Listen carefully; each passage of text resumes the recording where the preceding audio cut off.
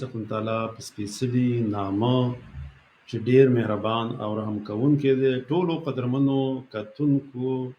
او اوریدونکو ته څوک چې په دې وخت کې موږ په ژوندۍ بڼه ګوري او که څوک بیا موږ وروسته ګوري، ټولو ته ډېر زیات سلامونه او درناوی. ملګرو ته موضوع مې پاس تاسو سره شریکه کړې ده چې مولانا فضل الرحمن صاحب او سراج الحق صاحب د پښتنو په رایو ټاکل کیږي، خو ژمن پنجابي آرمي او آی اس آی ته دي. نو په دې موضوع به سره خبرې کوم. دلته ما سره یو ویډیو هم ده، په دغه ویډیو ډېره مهمه ویډیو ده، ځکه دا دواړه مولانا فضل الرحمن او دغه بل مولوي صاحب چې تاسو ګورئ دا د یو مدرسې نه دواړه فارغ شوي دي. یو وایي چې جمهوري نظام او امارت او دا ټول یو دي، او هغه بل بیا وایي که څوک جمهوریت غواړي او څوک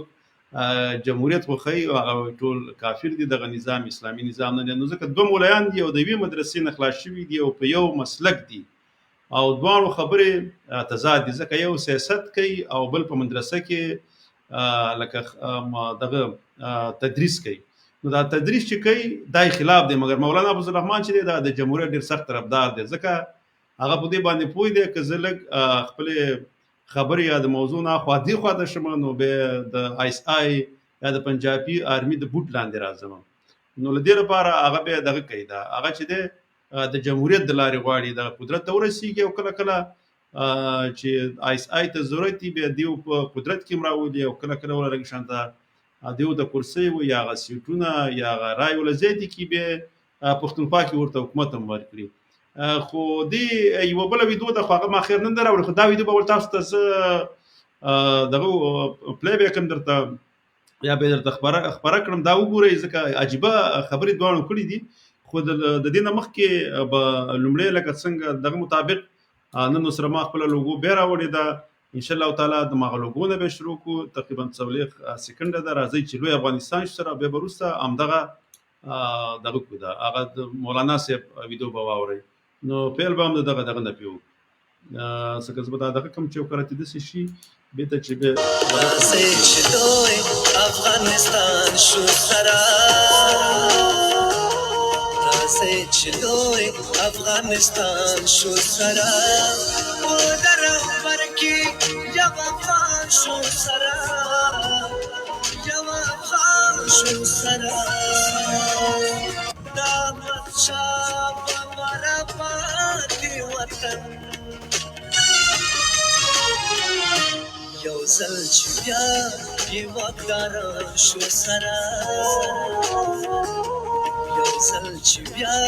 یې واکداران شو سره ولر رهبر کې یو افغان شو سره ولر رهبر کې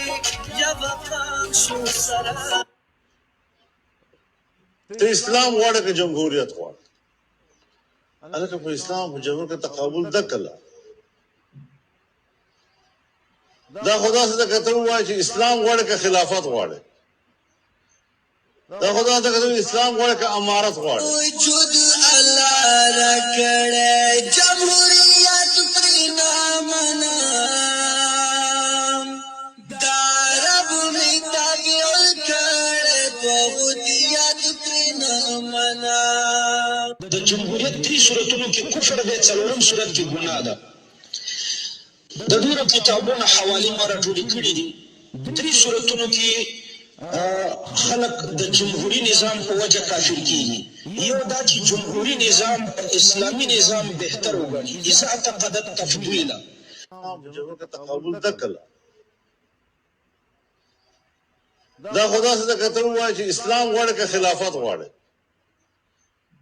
دا خدا ته که اسلام غواړې که امارت غواړې؟ وجود الله را کړی جمهوریت پرې نه منم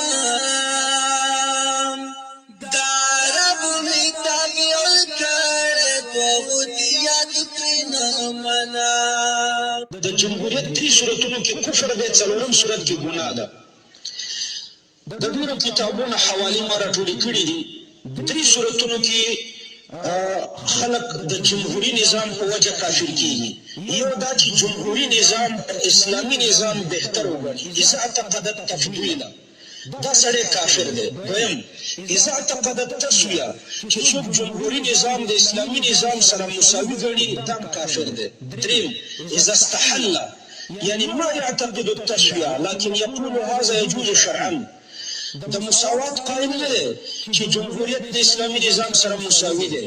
لیکن جمهوریت ته جایز وي دام کافر دی. او څلورم دا اما ان كما قلت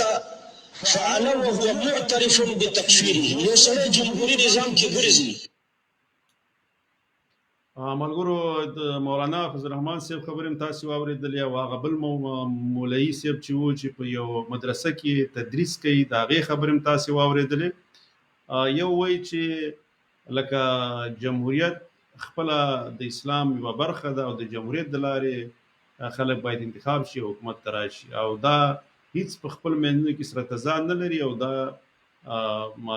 داسې وایي تاسې کوی وایي چې خلافت او اسلام کوم یو مني نو دا خو دواړه یو دي، نو وایي داسې لکه جمهوریت هم هغې کې دی. او هغه بل وایي چې که څوک جمهوریت مني نو هغه خو مطلق هغه بیخي کافر کو که څوک د جمهوریت لپاره کار کوي. ځکه مولانا صاحب خو جمهوریت د خاطر باندې طرفدار دی ځکه چې هغه د دې د لارې حکومت کې راځي او هغه د پنجابي آرمي او آی اس آی چې ده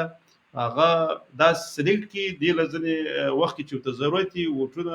د دوی رای زیاتې کړي او دا په حکومت کې راولي. او لکه دا چې به په حکومت کې راشي دا به هغه د پښتون وژنې په قصه کې هم نه پښتون وژنې په زور باندې دا راځي نه بیا دی هغه یو هغه د ډرون یا هغه پیلوټ الوتکو هغه دغه چې و لاسلیک دی کړی و او هغه به ویل دا به پټ پاتې شي خو به رازونه نه پټ پاتې کېږي هغه به ښکاره شو هغه ویل چې دا تا ولې دا لاسلیک کوي هغه ویل دا به پټ پاتې شي. د سلیم صافي سره په یو دغه کې ویلي یو ویډیو کې نو ما په هغې باندې دستخط کړی چې دغه فاټا کې چې هغه خلک اسلامي نظام غواړي او امارت غواړي هغه تاسې کولی شئ چې په هغه بمبار کوي او هغه وولئ. نو دی خپل هم هغه تړون کې چې و یا په هغه دغه کې د دې لاسلیک و د دې دستخط پکې موجود و چې دوی هم پرې دستخط کړی و. دا د خپلې کرسۍ او چوکۍ دپاره هر قسم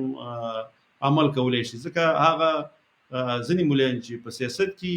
هغوی خپل افغانیت هم خرڅوي اسلامیت هم خرڅوي صرف د کرسۍ او د چوکۍ او مقام په غم کې. هغې نه یو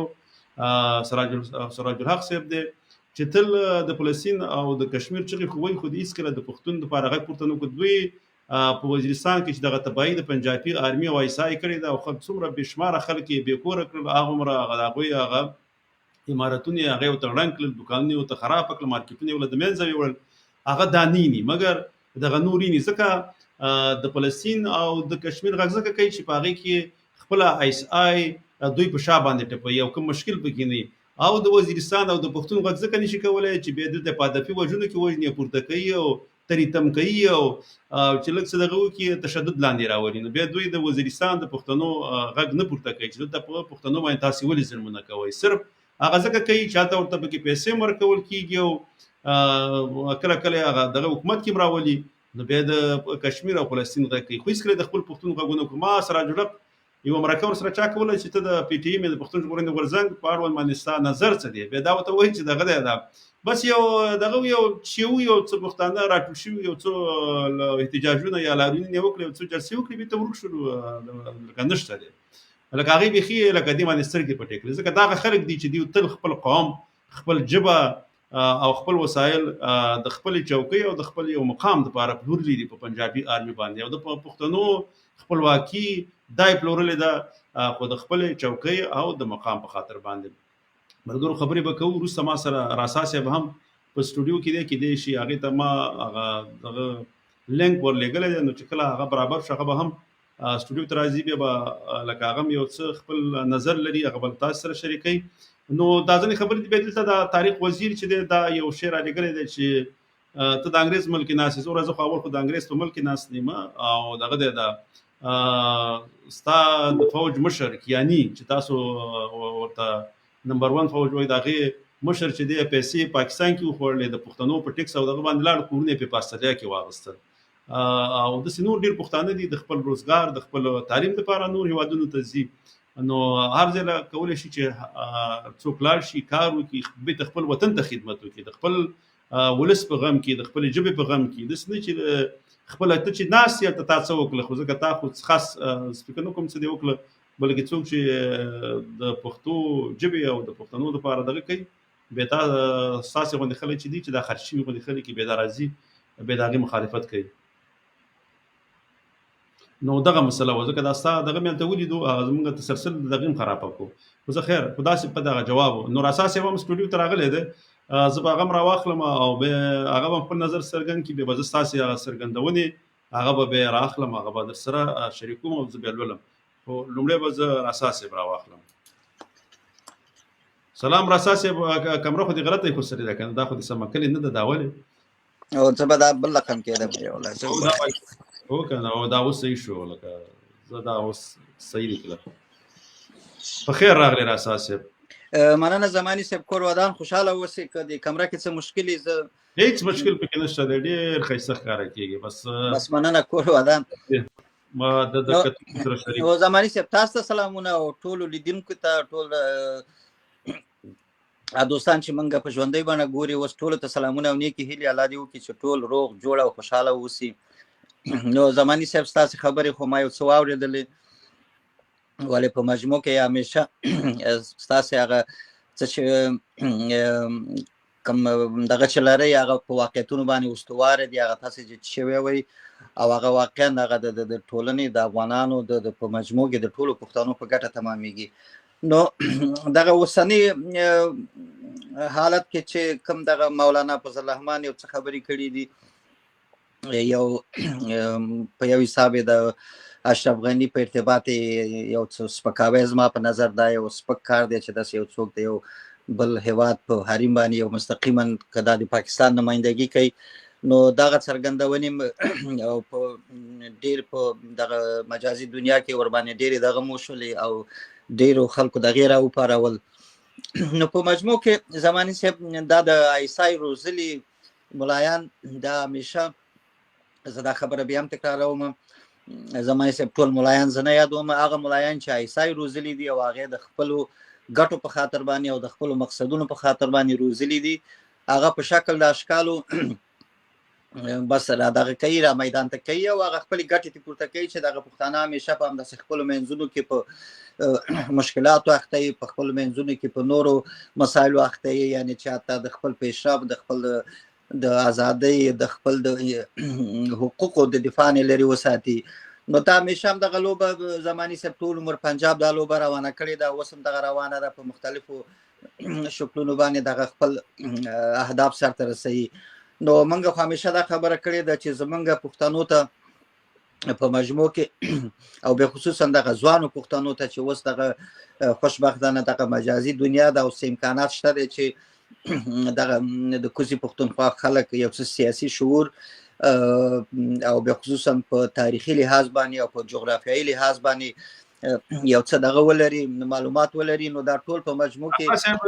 لږ د بیرغ د بیرغ طرف ته چې نږدې نه میرا وسره ځکه مخکې لري نه ښکاري کېدو او دغه طرف ته شو اوس صحیح شو اوس پر خبره ته دوام ورکړ. نو په مجموع کې د ټولو پښتنو د دې په خاطر چې هغه سیاسي شعور ولري او هغه خپلې ګټې خپل په خوا او بدو باندې پیشي دا یو ښه فرصت دی چې همدغه د مجازي دنیا د لارې ځکه چې هغه د وخت حکمرانان چې په پاکستان یا په هغه په پښتونخوا باندې حاکم دي هغوی هېڅ وخت دا اجازه نه ده ورکړې هغه پښتنو ته چې هغوی هغه حد اقل هغه د خپل تاریخ نه معلومات ولري حد اقل هغه د خپل د مشرانو نه معلومات ولري حد اقل هغه د خپل د جغرافیې نه معلومات ولري هغه قومي او هغه نور مسایل هغې خو لا پرېږده هغه نژادي مسایل خو لا پرېږده. نو متاسفانه چې دغه پښتانه چې د پاکستان د عیسی یا د پنجاب د اثر لاندې پراته دي تر اوسه پورې دی په دغه شکل باندې محکوم دي ځکه چې دیو ته هغه د خپل حق نه دی ورکړل شوی هغه چې په دغه دنیا قوانین دي چې کومه دنیا کې چې چېرته په هر مکتب کې نو هغه مکتبونه یا هغه درسي دغه شي دي د ماشومانو هغه اولنی کار دی چې هغه د خپل وطن د تاریخ د خپل وطن گذشته ورته دغه کې ورته معرفي کړي چې هغه دا یعنی وطن په دې معنی چې دا د مور حیثیت لري یعنی د وطن یعنی د خاوره لکه د باید حفاظت وشي. نو په مجموع کې دا دغه کېږي دا د په ټوله نړۍ کې دا اصول دي همدغسې باید وشي ولې دا چې په پاکستان کې دا دغه نشر دا مطلقه یو دیکتاتوري ده عیسی چې په دغه قومونو باندې دغه کوي چلوي او هغه خپلې ګټې ته پورته کوي. نو په مجموع کې زماني صاحب چې هر څومره تاسو په دې باندې ټول عمر خبرې کړي دي موږ هم کړي دي نور دوستان عمر باندې خبرې کړي دي چې څه باید وکړي پښتانه نو زما په نظر پښتانه باید په لومړي قدم کې تعلیم ته ډیره زیاته توجه وکړي، که هغه په ښځو وي، هغه که په نجونو وي، هغه په هلکانو وي. دغه یوازینۍ لاره ده چې موږ د همسایهګانو سره، حتی د دنیا سره، موږ د نړۍ سره موږ سیال کولی شي او بیا خپل هغه حقوق وپېژني. دا چې خپله پښتانه اکثریت په د تعلیم خاوندان شي، نو هغې بیا خپله دې ته رجوع کوي چې هغه خپل حقوق او هغه خپل مدني دغه وپېژني. دا بیا ګټه رسوي، بیا د ټولو په ګټه ده. دا نه یوازې زمونږ د یو قوم یا د اکثریت، دا د هر قوم په ګټه تمامېدی شي. نو په مجموع کې زماني صاحب همدغه مسایل دي چې موږ ورباندې خبرې کوو، تاسو هم کوئ، او دغه ټوله میډیا ولې فضل د خدای له دې هم نتیجه ورکړې ده، ځکه چې 10 کاله مخکې 15 کاله مخکې موږ دا مقایسه کو سره هیڅ دغه د لر او د برو پښتنو په منځ کې داسې کمیونیکیشن یا داسې د ارتباط کومه وسیله نه وه. یو وخت شمشاد تلویزیون یو څو خپرونې لرلې، باوجود د دې نه چې څومره زمونږ په دغه اخرني کلونو کې زمونږ څومره مهاجر خواته تللي دي، یعنې که نه یعنې مهاجر شوي دي یا بېځایه شوي دي د کوره، ولې داسې خاص شی نه و. ولې اوس چې خوشبختانه ورو ورو دغسې تاسې کار کوئ، نور خلک کار کوي، نور ځوانان کار کوي، یعنې ډېره مثبته نتیجه ورکړې ده. موږ حتی اوس په کوزه پښتونخوا کې داسې پښتانه لرو چې هغه یعنې ځان بېګانه نه احساسوي، هغه زموږ نه هېڅ ځان بېګانه احساسوي نه، لکه اوس مثلا د پي ټي ایم کې دغه حتی زموږ د ملي بیرغ هغوی دفاع کوي، حتی زموږ د حقوقو زموږ د حقوقو په مقابل کې چې خپل هغې خپله هم د یو د اثر لاندې دي، ولې بیا هم هغه خپل غږ پورته کوي. نو ډېر کار شوی دی، انشاءالله نور به هم کار کېږي، او د ټولو نه مې دا توقع ده چې اصلا منفي دغو پسې ونه ګرځئ. هغه څه چې د ځوانانو پیږي چې هغه دا زموږ په ګټه تمامېږي، زموږ په دغه تمامېږي، په هماغه شکل موږ نه وایو چې ته موږ راپاڅېږو او سمدستي سلا راواخلو یا خلک مړه کړو او د پنجاب په ضد پاڅېږو، ځکه هغه نتیجه نه ورکوي. نو هغه څه چې نورې لارې دي چې زموږ خپله د ازادۍ حقوق دي، هغه باید په هر شکل باید موږ ترسره کړو او انشاءالله دا کار به کېږي. نو نور د زماني صاحب ډېرې خبرې نه کوم، که دوستان څه پوښتنې یا کوم نور څه شی لري. مننه. اوس دغه ستا خو کار نشته؟ نه هغه بس بیا موږ سره کېنه مالګه تا ورته نه لکه ما چې داسې چې بیا مصروفه نه یې. نه هغه یو مېلمه و، هغه هم لاړ. ښه صحیح ده. زه اول دا دغه یو ورور لیکلي دي د څرګندونه رالېږلې وایي ستا قربان شم موږ پښتانه عوام ټول خپلو مشرانو در په در کړي وو. دا څنګه مشران دي چې د خپل عزت نه تېرېږي او د اسمبلې د رسټ نه تېرېږي. عام پښتانه به همیشه خوار ذلیل وي، سیاست ښه راباندې کولی شي. په حقیقت کې زموږ اواز دغه نااهله مشرانو در پښو لاندې کړی دی، ښه د خدای لکه د مشرانو د لاسه. وروره دا خبره حقیقت لري. د ښه دی چې دلته لکه یو څو پښتانه په دې خوشحاله وي چې هغه د پنجابي آرمي غلامي ومني او د ټولو پښتونخوا یا د پښتنو خپلواکي خرڅوي. هغه د غلامي له دې لپاره مني چې هغه په قدرت کې هغه د دې نه یو څه پیسې لاسته راوړي او بېرته د ځینې پښتنو نه چې په هغه چا باندې پښتنو باندې حکومت کوي، لکه د هغې دغه په کومه پښتنو چې حکومت کوي هغه نور محکوم ساتي د پنجاب، خو خپله د پنجاب غلامي کوي. خو د نور پښتانه چې دي هم دغه دې پښتون غلام کړي او هم دام د پنجاب په غلامۍ کې وراچوي. ځکه دا د تاریخ په اوږدو کې دا سلسله داسې لږ را روانه ده. خو پښتانه به د دې نه په هغه وخت کې ځان خلاص کړي چې دوی پوهه ولري او پوهه په تعلیم سره راځي. نو که یو انسان پوره تعلیم وکړي، خو هغه تعلیم چې هغه د پنجاب نصاب او پنجابیانو ورته د نصاب نه جوړ کړي، ځکه که د پنجاب نصاب څوک ولولي هغې نه پښتونولي هر څه ځي، هغې نه به یو کټر پنجابی جوړېږي یا پاکستانی ترې جوړېږي، هغې کې بیا پښتونولي نه وي. هغه چې کله ته ورته د پښتون یا د افغان نوم واخلي، هغه بغیر د کنځلې نه بل کار نه کوي، ځکه چې هغې مازغه دومره برین واش شوي چې هغې کې بغیر د پنجابي او د پاکستاني نه بل څه په هغې په فکر کې نه وي.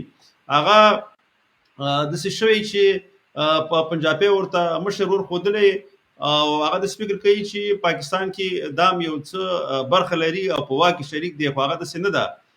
واک صرف د پنجابي سره دی او د دوی د ټولو وسایلو اختیار هم د پنجابي سره دی. د دوی بهرنۍ پالیسي چې ده هغه هم پنجابي جوړوي او داخلي دغه چې دی کومه پالیسي چې ده هغه هم پنجابي جوړوي او د دوی څوک چې په حکومتونو کې راولي هغه هم پنجابي آرمي راولي، ځکه دوی ډېر بې واکه دي. خو دوی د شرط دی چې هغه شعوري سیاسي نه دي، ځکه د سیاسي شعور نه لري، ځکه دوی د فکر کوي چې دا هغه د منطقي په لحاظ باندې سوچ کوي چې کومه سیمه کې دوی اوسېږي نږدې ځای کې نو د پنجابیان نه د فکر چې موږ خپل بس حکومت هر څه موږ د موږ پښتانه هم دا دغه د خو دوی د لکه هغه دغه وسی فکر نشي کولای چې دلته په ما باندې حکومت د چا دی او څوک را باندې حکومت کوي او پالیسي می څوک جوړي او دغه مونږ چې په دې پردو جنگونو کې مرو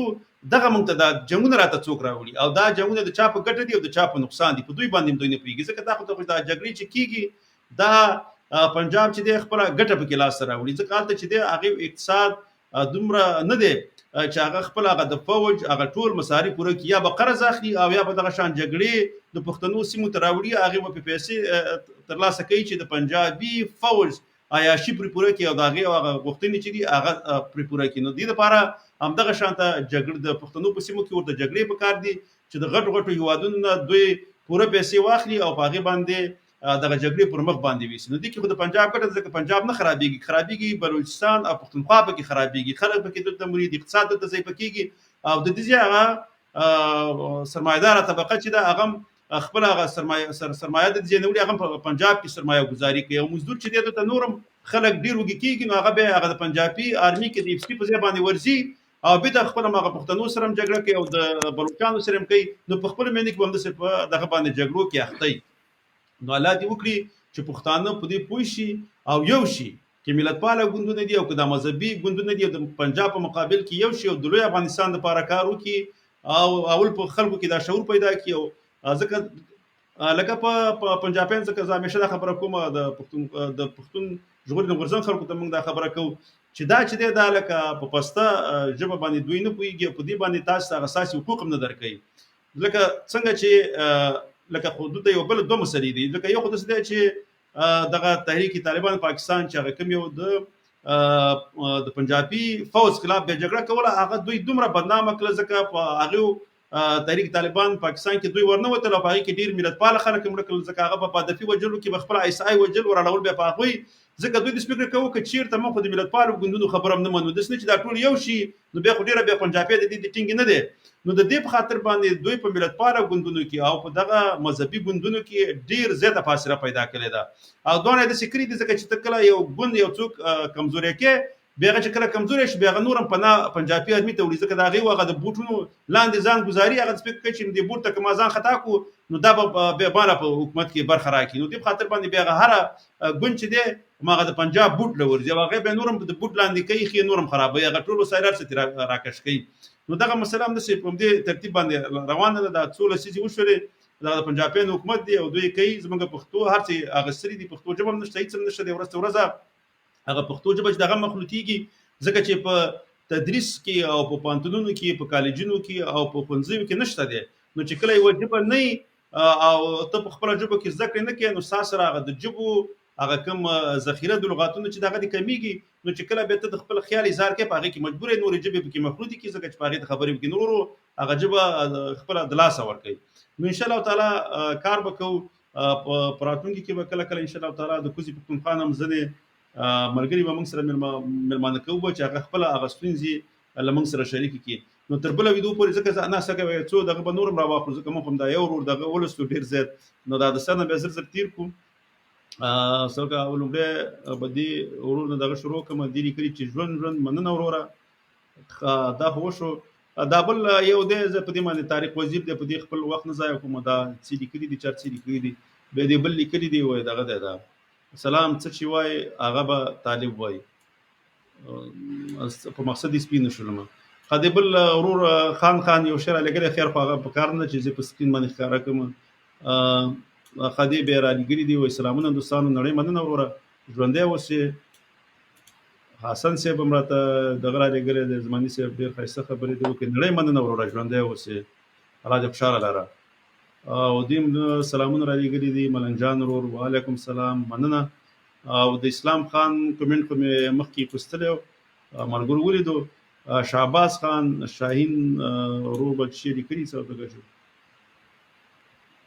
هو دا لکه بالکل دا خبره دې سمه ده چې په اقتصادي لحاظ باندې پاکستان ډېر کمزوری شوی دی او نور به هم کمزوری کېږي او همدا به وي چې بیا به له منځه ځي انشاءالله تعالی لوی افغانستان به جوړېږي انشاءالله تعالی لوی افغانستان ته لاره برابرېږي امید به لرو مایوسه کېږي به نه، او انشاءالله تعالی لوی افغانستان به جوړېږي.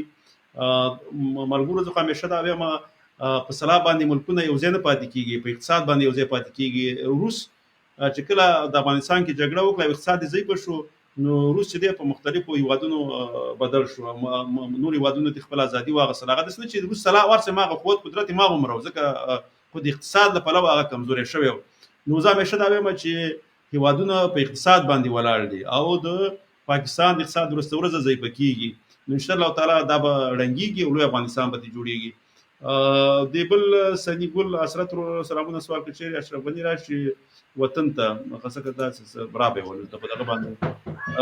سني ګل حسرت رو لیکلي سلامونه سوال کړي چې اشرف غني راشي وطن ته، نو څه فکر کوئ ګټه به ولري یا تاوان چې په ګټه حکومت جوړ کړي هیواد مضبوط ولري؟ د شلې چې ولسمشر اشرف غني صاحب چې و هغه یو پوهه انسان دی، علمي شخصیت دی، چې راشي د دې لپاره رانشي چې مزاحمت وکړي، بلکې د دې لپاره راشي چې په ګډه باندې د طالبانو سره کار وکړي. نو دا خو هر افغان دا مني، ځکه موږ دې طرفدار نه یو چې بیرته په افغانستان کې داخلي جګړې پیدا شي یا هغه لکه ځینې خلک چې مقاومت غواړي د هغې طرفداران نه یو. او دا خپله ولسمشر هم دا نه غوښتل دې په خاطر باندې خپل هېواد پرې اخیستلی دی. نو که په د طالبانو سره په ګډه باندې بیرته راځي او په ګډه حکومت جوړوي هم صحیح ده، او که نه راځي او دلته د زده کړو دپاره او د پوهې دپاره کار کوي هغسې هم صحیح ده. نو هغه خپله هغې به خپله فیصله په خپله کوي د طالبانو سره. زه به زماني صاحب یو په دې ارتباط هم زه یو دوه درې خبرې وکړم د ډاکټر صاحب اشرف غني په ارتباط. بس وکړئ داسې خبرې سره وکړئ. دې دوست ویلي دي ډاکټر صاحب اشرف غني دوستانو هغه شخصیت دی چې هغه زمونږ د سترګو لیدلی حال دی او موږ خوشبختانه په داسې یو دغه کې مرحله کې یعنې موږ دغه ژوند کوو چې موږ داسې یو شخصیت سره یعنې زموږ په ژوندانه باندې دغه کېږي. ځکه دا د افغانستان په تاریخ کې دې سړي یعنې دغه 700 کاله کېږي چې چا داسې عملي کار نه دی کړی چې هغه وطن ته ګټه ورسېږي، هغه ملت ته ګټه ورسېږي. ولې په دغه بدو حالاتو کې چې په افغانستان کې 40 کاله جنګ، مذهبي مشکل، سیاسي مشکل، ژبني مشکل، قومي مشکل، نور شخصي مشکلات، یعنی په څومره داسې یو حالت و چې د هر طرف نه هر هیواد بس کوشش کوو چې بس یو څه د افغانستان نبوته وکړي، چې عین سرحد تر امریکا او تر اروپا پورې راورسېد. نو په د داسې یو هیواد کنټرول او د داسې یو هیواد لارې ته برابرول او شرایط او دغه فرصت او دغه بنیادی بنسټونه جوړول، یعنی دا واقعا دا سړی واقعا یو عالم سړی دی، مبتکر سړی دی او د واقعا دغه وطن ته کار کړی دی. که اوس یو تعداد افغانان په دې باندې سترګې پټوي او یا ناراضي، نو دا به بیا تاریخ په دې باندې فیصله کوي او انشاءالله چې هغه چې ټول تاریخ په ټول تاریخ کې به دا د افغانستان او د منطقې په سطح یو ځلانده ستوری. نو د هغې راتګ افغانستان ته بې د شکه چې ډېر مثبت دغه لري، ځکه چې د اشرف غني تګ افغانستان ته نورو ته هم دا دغه پیدا کېږي، دا امید پیدا کېږي، دا هڅه پیدا کېږي، ځکه چې ډېر زیات مسلکي افغانان په خارج کې اوسېږي یا راغلي دي بعد تحول نه. نو د اشرف غني په تګ باندې افغانستان ته که په هر شکل دی ځي، که د یو مشر په صفت ځي یا مثلا که په سیاسي که په معنوي لحاظ باندې دی ځي، اول ته هغه د تحصیل برخه کې، د علم او فرهنګ برخه کې دی کار کوي، هم په دواړو سترګو ټولې قبلې ټولو ته د قبول وړ دی. که په هر شکل دی افغانستان ته راځي، د افغانستان ټول خلک به دې ته هرکلی کوي. او که دی په دې شکل راځي چې هلته په افغانستان کې د طالبانو سره په اقتصادي برخه کې دغه ټول دغه جوړ کی سیستم جوړ کی، نو دا خو د افغانستان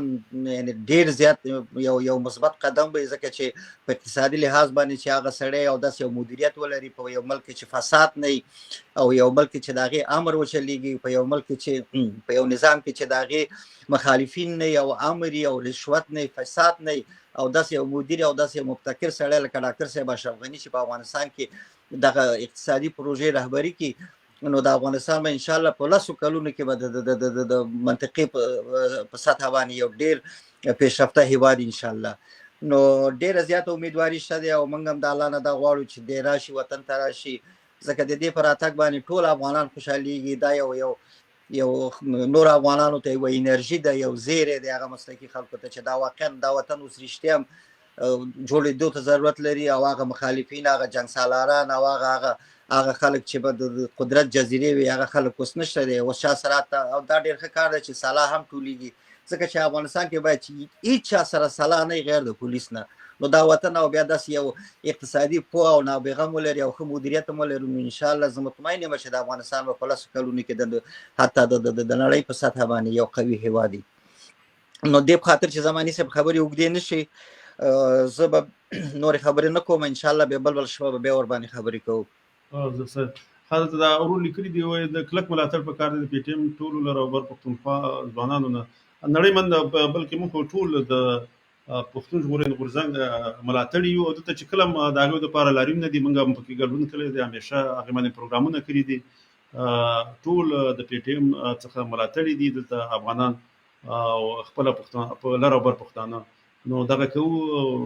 نړۍ مند حسن خان وروره خاص به دا بل د ډیزل باره کې د څه لیکلي دي نور محمد نور ورور نړۍ مننه وروره دا خبره دې سمه ده زه هغلته ما په سکرین باندې ښکاره کړه دې ورور لیکلي وه زه د پښتونخوا سره تعلق لرم خو په پښتونخوا چې کوم پوهنتونونه دي هلته پښتو نه ژباړي د شلې وروره مسله داسې ده لکه ما څو ورځې مخکې په دې باندې خبرې وکړلې لکه ستا بنیاد چې کمزوری که نه لکه اوس وګوره دلته د لومړي ټولګي نه واخله تر 12مه ټولګي پورې په پرایویټ سکولونو کې خو بیخي پښتو شته نه دی په پښتونخوا کې لکه یو کې هم نشته دی او هغه ګورنمنټ سکولونه چې به وو په هغې کې به د لومړي ټولګي نه د 5م ټولګي پورې خو چې کله د عمران خان او د پنجاب فوز سلیکټډ دغه پارټي چې و دا کله په حکومت کې راوستله نو هغه د 5م سیمه پورې چې هغه ټولګي پورې چې هغه کوم زده کړې به په ګورنمنټ سکولونو کې هم تر 5مه پورې یو کتاب کې به په پښتو کې شامل و هغې هم دغه نصاب نه ویستو نو هغه پښتو چې ده چې ته بنیاد یې ښه نه وي او بیا وروسته پوهنتون کې ته داخله اخلې نو چې ستا بنیاد کمزوری نو ته که هغه 3 کاله یا 4 کاله پوهنتون وي او ته به بیا څنګه په پښتو کې ماستري واخلې دا خو صحیح ده زموږ مورنۍ ژبه پښتو ده موږ یې ځان سره ویو چې ستا هغه بنیاد کمزوری راشي نو خو بیا کمزوری اوس که چېرته یو شاګرد یا زده کوونکی مو یو چار څه ته وي خو هغه چې ته د لومړي ټولګي نه واخله تر 12م ټولګي پورې که چېرته دا په پښتو کې زده کړې وکړي او د دې فزیک کیمیا حساب دا ټول په پښتو وي او یو بل شاګرد هغه لومړي ټولګي نه واخله تر 12م ټولګي پورې په اردو او انګریزي ژبو کې زده کړې وکړي نو د دې په منځ کې به څومره توپیر یا فرق وي ځکه ډېر زیات فرق به پکې ځکه دغه بل چې دی بنیاد به دا 12 کاله په پښتو ژبه باندې ولاړ او دا بل بنیاد چې دی هغه په پردو ژبو کې نو که بیا وروسته ته دغه چا چې په 12 کاله په پښتو کې زده کړې کړي دا که چې د پوهنتون هم 4 کاله ووایي او هغه بل روسه چې لکه هغه په اردو او انګریزي ژبه کې زده کړې کړي او پوهنتون ته ولېږي یا یونیورسټي ته ولېږي او 4 کاله هغه صرف هغه پښتو ولولي نو دوی په منځ کې به ځمکه او اسمان فرق وي ځکه چې هغه به هغه 4 کالو کې دومره څه زده کړي دي لکه هغه بل چې په 14 کالو کې زده کړي نو دا فرق لري ځکه هغه هلته چې زموږ پښتانه چې لکه د پوهنتون نه خلاص شوي پښتو کې هغه دغه چې دی دغه نورې ژبې ډېرې ګډوي اوس چې دی کوم نصاب چې په افغانستان کې جوړ شوی دی تر لومړي ټولګي نه واخله تر 12م ټولګي پورې دا ډېر زیات ښه دی دا اوسنی نصاب چې و تقریبا دا څو کاله کېږي دا جوړ شوی دی دا سوچه پښتو دی دې کې لومړي نه تر 12م ټولګي پورې د فزیک کیمیا دغه نور هېواد پالنه ډېر زیات مضامین پکې دي ټول په پښتو دي او په ډېره ښه اسانه پښتو او ښه پښتو کې لیکل شوي دي لکه د هر یو هغه ټولګي دپاره چې کوم نصاب جوړ شوی دی ډېر اعلی او په ښه لوړ معیارونو باندې برابر دی نو الله زماني صاحب زما یو خبره را په یاده شوله زه به یو دوه خبرې وکړم دا خبرې د اوسني حکومت پورې ارتباط لري مستقیما په تېرو حکومتونو کې او داسې په تقریبا په هر د حکومت په قوانینو کې داسې و چې یعنې هر څوک حق لري هر ماشوم حق لري چې په خپله مورنۍ ژبه باندې زده کړې وکړي نو بیا خصوصا زه اطرافو او ولایاتو باندې ډېر نه غږېږم په مرکز باندې ځکه په مرکز کې خو هغه وخت چې موږ ماشومانو کابل کې وو یعنې تاسې باور وکړئ چې د صنف زما د صنف اکثریت غړي به په خټه پښتانه وو ولې مجبور به وو چې موږ هغه ټول درسونه په دري ژبه په کابل کې ویله ځکه چې هغه امکانات چې وو ځکه هغه استادان به مو هغه ټول سیستم و هغه ټول دغه د دولت دغه په سیستم کې هغې برابر و نو هغې ټول بیا پښتانه مجبور و چې هماغه خپل ماشومان هغه پښتو صنفونو ته ولېږي هغه بخنه غواړم د دري سیمکون کې ولګي د سیمو چې دولې سي چې هغه په پښتو وي خوشحال بابا او رحمان بابا د سبي هغه فکرونه کوي حتی په قام په پښتو باندې تدریس کېدو افغانستان کې د سينو ځکه خاص کر پښتنو ولایتونه چې وته ټول تدریس په قام په پښتو صرف په کابل او د غزنین کې به یو ستونزه وخته مې وصول سي په پښتو باندې موجود وي د سينو لکه د پښتونخوا باندې اوس خو چې ده اوس دغه وسنی